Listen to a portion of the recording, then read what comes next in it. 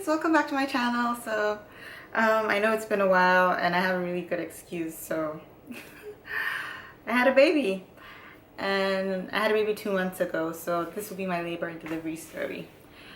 So I don't even know where to begin. So obviously I thought I was pregnant. And then on my due date was supposed to be November 17th, and then on October 8th I went on a trip with my husband, and I went on a road trip, which probably wasn't a good idea. I went on a road trip. It was just 3 hours long. So I went to Calgary because I live in Canada. I went to Calgary to visit a friend, and it's a 2 hour, 3 hour drive. And so we drove there, and it took us less than 3 hours, because my husband is, he speeds. But anyway, so we went all the way to visit my friend, and we were supposed to come back that same day, which we did. So what happened was, when we went there, we had so much fun, and my husband was like, maybe we should stay. And I was like, yeah, because I was too exhausted. I was like, I didn't want to go back to Edmonton because I live in Edmonton. And so my husband was like, no, I have some work to do, maybe we should just drive back home. Anyway, so we left Calgary around like 6. So we drove back home, and we got in around like 9. And I was like, I'm so hungry. So I just had like a yogurt, and I was like, because I didn't want to eat something heavy and go to bed. So I had yogurt, prayed, and then I went to bed. And my husband crashed so quickly. He was sleeping, and around like 12, I was feeling uncomfortable. I don't know if you know this, ladies, if you have this feeling when you're about to have your period. Like, it's not an ache. It's not a pain. It's more like an ache. So it's like, I was getting this ache. Already I have like, I'll have to tell you about my pregnancy because things I didn't expect. I feel like no one told me about this, but I'll make a separate video for that. And so I started getting the aches I usually get like when my period is about to come in. I'm like, obviously I can't get my period, so what's this feeling? And so I was sleeping, and at this point in my pregnancy I had to sleep like slightly slightly raised, because it was impossible for me to get up to pee and stuff if I was laying down flat. So I was getting that feeling, and I was like, and then I felt like something was trickling down, but I was like, maybe it's just imagining like something trickling down. So I'm just like, yeah, I can't be bothered. And then it kept on trickling down, I started to feel wet, and I'm like, okay. So I got up and I went to the bathroom to pee and check. And as soon as I pulled my underwear down, literally like water was just gushing out. I was like, what the? And then I looked, and it wasn't even clear, so I freaked out. And then I called my husband. I was like, babe, he's sleeping. He was so deep in his sleep. And I was like, babe.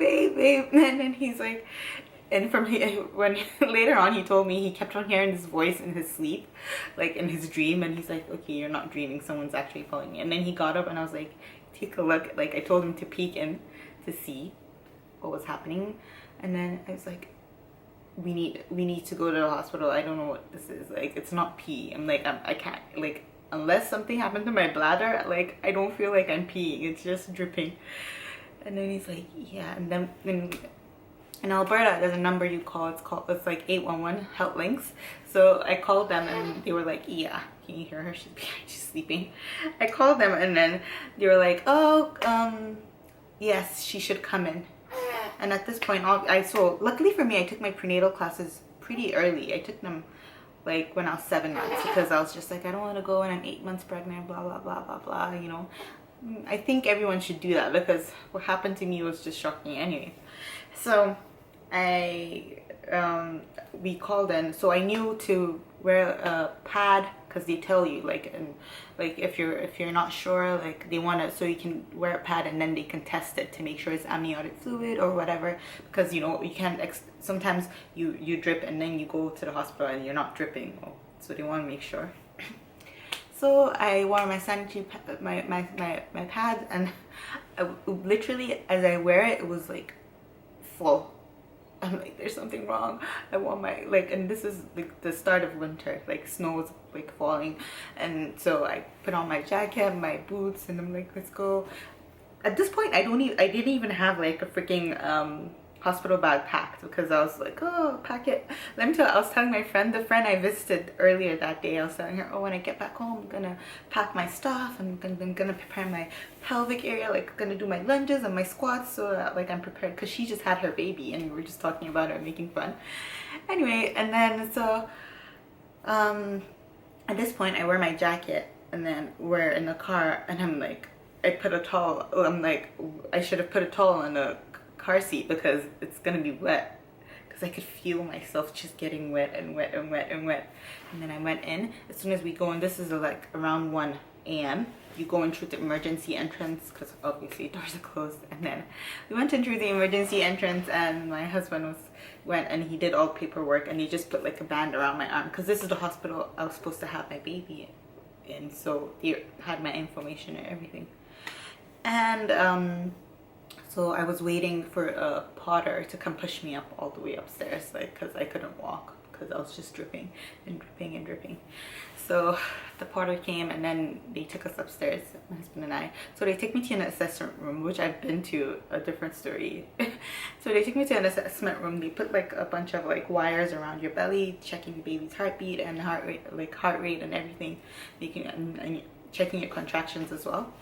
So I was sitting there and laying there, and I was just laying there because I had already changed and everything. Actually, as soon as I walked into the assessment room, the nurse was like, what do you think, what's wrong with you, what do you think is wrong with you? And I explained everything, and she's like, go into the bathroom, change, and put a new sanitary towel pad, and keep the pad you had on like on the counter. I go in, I try to put on the pad. Literally, I had to put 2 pads on. I had like 3, I left like 3 pads laying there for her, because as soon as I put one, it's like psh, and it's like, I'm sorry if this is TMI, it's what happened.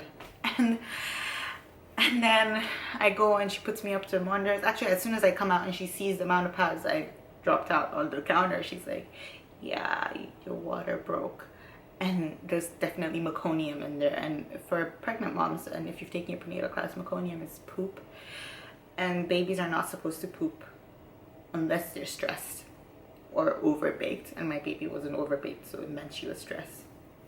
I didn't even know the sex of my baby. So she put me up on the monitors, and she was checking me, and she's like, oh, the doctor on call will come, and my husband was just sitting there, and I was just like freaking out. At this point, my husband knew I was gonna have the baby. Me, I was still hoping that some miracle was gonna happen. I was still in denial. So the doctor comes, and the doctor is like, so you're 34 weeks, and this shouldn't be happening, so your baby looks stressed, and you're gonna have the baby today. I just looked at my husband, and I started bawling. And they're like, so we're gonna check your dilation, and if you can have this baby, then we'll go ahead, but if not, then we're gonna have to do a C-section. And I'm like, oh my god. At this point, I was starting to feel a little bit of contractions, like starting to feel pain. It was worse than period pain. It's like a level up.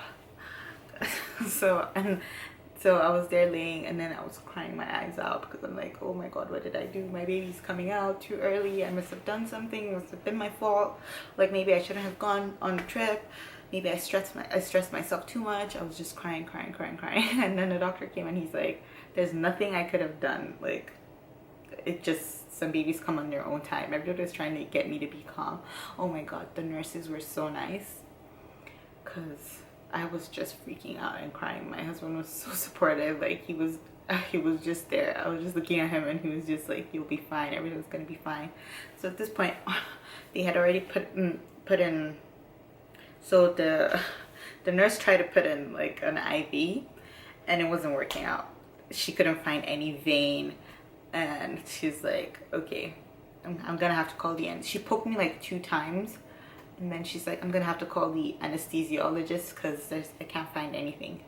And then the anesthesiologist comes, and she had to freeze my hand to get a vein, because I had already been poked so many times. So she froze my hand, and then she got a vein, and she put the IV, and everything was going good. So at this point I was still waiting for, so my husband had changed into his garments. He was going into the operating room with me. Actually, did I skip a story? Let's go back. So the doctor comes and he checks and he's like, oh, you're just one centimeter dilated, so you're, and because we're running out of time and she's stressed, and the longer she stays in the meconium, the more poisonous it's gonna be. It's because it's not a good thing for babies to stay in meconium anyway. So he's like, we're gonna put you on antibiotics because you didn't get to do your group B strep test and all that stuff. And I'm like, oh my god. So anyway, he checked and it was the most painful thing I've ever experienced. Checking my dilation, I was like, oh my god, I almost died. But anyway, I'm kidding, I'm exaggerating. One thing you'll know about me is like, sometimes when I'm telling a story I exaggerate a lot. Anyway, so my husband had changed into his scrubs, and I was just there laying. And so the NICU, they send in the people from the NICU who take the baby because my baby was too young to be out, so they're gonna put her in the NICU. So the guys from the NICU came and they were telling me what they were gonna do after like the baby's out and everything, trying to get me like to know everything, and if I would like my baby to be formula fed or and if the baby, they're gonna put some tubes to feed the baby depending on like the strength level of the baby when the baby comes out and all that. So I was like, oh my god, I was freaking out. I was just listening to him, and the more he talked the more I cried, because I was just like, oh my god, my baby, she's coming out, like I've done something wrong, like oh my god, she's not gonna be safe anymore, you know. I knew I was in the best hands, but at the same time in that moment you're like freaking out, like you feel like your whole life is like crumbling. Anyway, so that guy was done talking, I signed some papers and everything, and then the nurse came and she took me into the operating room. I literally walked myself into the operating room then. And then she put me on the chair and I had to sit down and I had to round my back because the anesthesiologist was gonna do a spinal, because the spinal to numb everything from my boobs down. Yeah, everything from my boobs down, so I don't feel anything. And so they did that. So she froze my back and she gave me the whatever it is they give you with spinal. And then I didn't feel my legs, so the nurses pulled me up and then they cleaned me with iodine and all that. They cleaned me and prepped me up for the doctor, and the doctor came in. He was a really nice doctor. He came in and he came with the two doctors, the surgeon with their team and everything. So I was there, and then they put the screen up and my husband was just holding my hand and he was praying in my ear. I wasn't freaking out. Well, I was freaking out. Don't get me wrong. I was freaking the hell out. But in that moment, I was kind of calm. All that was happening was just I was thinking, and like tears were coming out, rolling down. And then all of a sudden, I just started crying again, like crying out loud. And then my husband was like, "You've been doing so fine. Like, why are you crying? They're almost done." At this point, I didn't even realize they had been. I kept on feeling like they were like massaging my belly, and I didn't think anything was happening. And then when I heard he just said, "You're almost done," then I started to feel the tugging and pulling. Like it's such a weird feeling. You don't feel any pain. You don't feel anything. It's just you can literally feel them touching you, but you don't feel pain. But you mentally, you know, like things are going on there. They're tugging and pulling. I felt like one doctor was pulling me to the other side and the other doctor was pulling me the other way.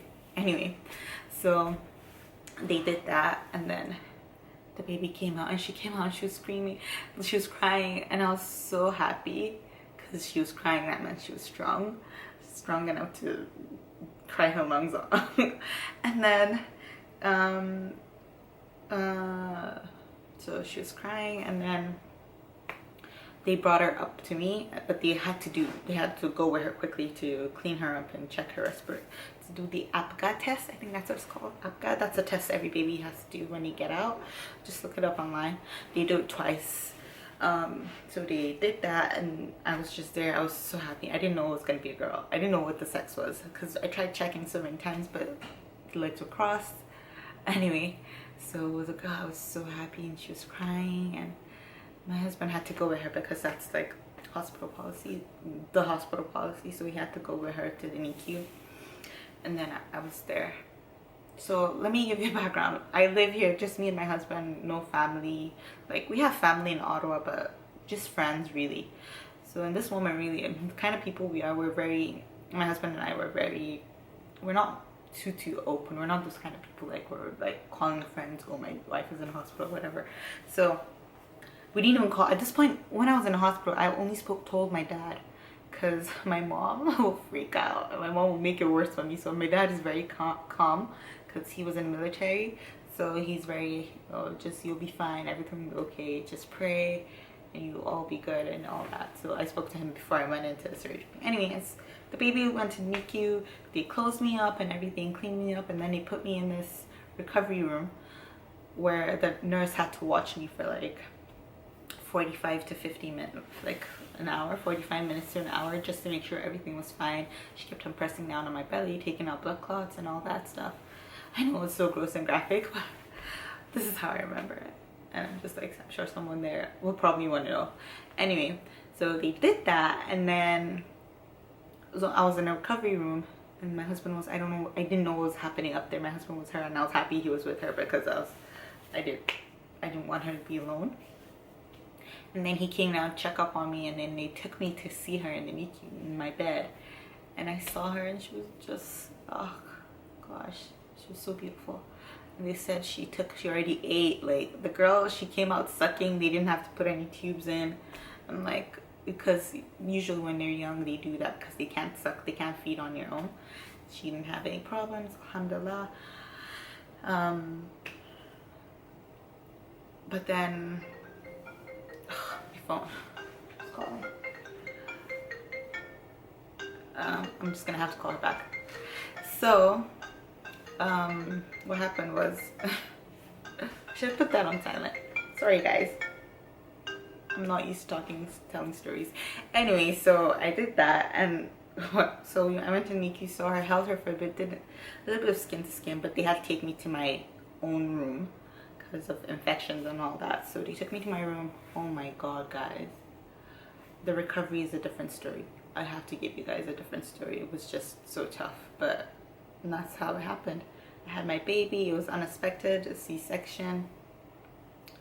Oh man,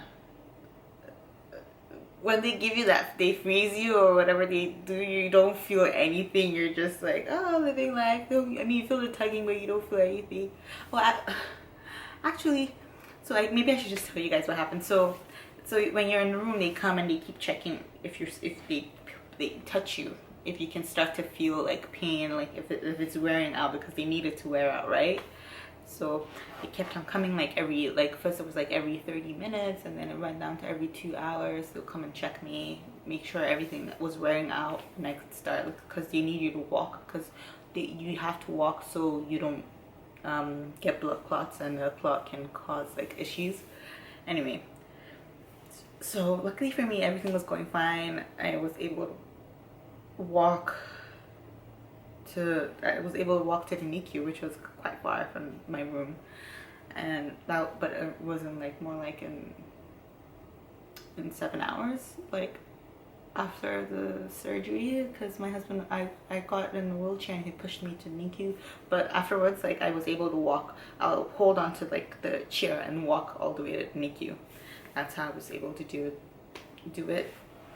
So yeah, it wasn't easy. I couldn't go to pee. I was just scared all the time. I was holding my belly because it just felt like something was gone. Well, something was gone, but it felt like everything was gonna come out. And hearing all these horrible stories that you can't cough, you can't even cough, or like you can't fart. If you're gonna fart, you have to hold your belly. Actually, that's on it. You can't even do the number 2. You have to hold your belly. I mean, they want you to, because that means everything's going back to normal. But you're scared, like, to do anything because you think you're gonna like tear the scar. And then when they told me I could take a bath, I was like, I don't know about that. I don't know. I just don't want water to get in. They're like, oh, this is new. They had the honeycomb thing to seal the scar. So, but I did take a bath, which it made me feel so much better. But yeah, she was in NICU. She was doing so great. Guys, my milk didn't come until like day 7. my baby was fed human donor milk. I thank God for mothers that donate milk, because I don't know, I didn't want her to take formula at all. But the thing about human donor milk, because they put it through so much, they make sure it's all clean and all that. I don't know the word I'm looking for. You guys have mommy brain, and it's so real. They process it so all the like nutrients, all the like antibodies she needs are dead. But it's best for her to get it from me anyway. So my milk didn't come in, and that's a different story. I'll tell you guys how I got my milk to come in. But yeah, that's my labor and delivery story. My husband was bomb diggity. Like he helped me. Like I don't know if I would have been able to do anything, obviously, without God. Like God is number one, and then my husband, because I was just so scared. And if anyone knows me, I don't even take shots. I don't go out to get shots because I'm freaking scared of needles. I don't even like hospitals. Everything freaks me out. But I did it, guys. I had a baby, and well, C-section wasn't my choice too, but I had to do it. Like in that moment I was like, oh my God, I just have to. I thought I was gonna, literally I was scared. Thought something bad was gonna happen, but alhamdulillah, everything went well. Doctors were nice, nurses were great. Oh my God, what else? Yeah, you can do a lot after a C-section. There's so many things you can do. So many things you use your core to do that you can do. Like you don't realize what amount of things you do with your core. Because getting out of bed to even go to visit her in the NICU, I was in the hospital for 3 days, and after that I got discharged. I slept in the hospital. I still stayed in the hospital because I was sleeping there. I'll come back home, eat, and then go back because I wanted to be with my baby at night. I just felt like I didn't want to leave her. But yeah, that's my labor and delivery story. I hope you guys enjoyed it. Please like and subscribe to my channel. I'll have more. If you have any questions below, just write it down in the comment bar and I'll answer them. Also, if you have any questions that you want me to talk about, like after how I recovered and how it went and stuff I did, just let me know in the description, description bar. Let me know in the comments below. Yeah, I have a lot of stuff, and she's such a quiet baby, guys. She's right there, she's just sleeping.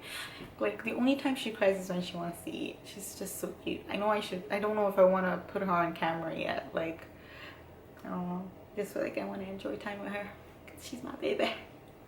Yeah, oh my God, it was a surreal time, surreal moment. When I saw her face, my goodness, my heart just melted. Like there's really no feeling there. There's nothing I can describe it to. Like, whew. Yeah. Oh, anyway, thanks for watching, guys, and please like and subscribe. I've said it because it will really help me, and will let me know that you guys are enjoying my content, so I can keep going and we can get to know each other. Yeah, thanks, guys. Bye. And amala. I like pounded yam and egusi.